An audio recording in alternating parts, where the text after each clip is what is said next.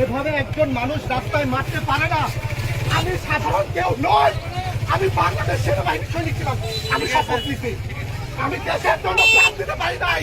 আমি প্রাণ ধরাই জীবনের জন্য জীবন দেবো, এই জীবন আমি শেষ করে দেবো। তবু প্রাণ ধরাই কোনো দুর্নীতি আমি রাখবো না। আমি প্রাণ ধরাই কোনো দুর্নীতি রাখবো না। বাঁচতে কেন আমাকে তোমাকে রাখবো না। আমি শেষ করে দেবো। আমি আপনি সৈনিক, এই ধর্মের প্রয়োজনে হাত দিয়ে ভিডিও করা ঠিক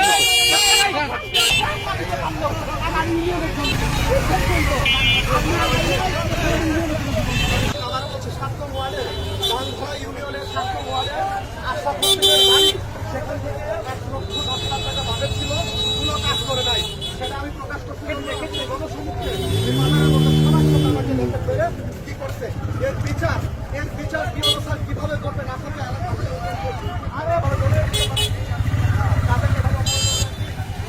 আমি যদি অন্যায় করে থাকি, ভুল করে থাকি, অবশ্যই বিচার আছে, অবশ্যই বিচার আছে। দেশের আইন আছে, আইন আছে না? আইন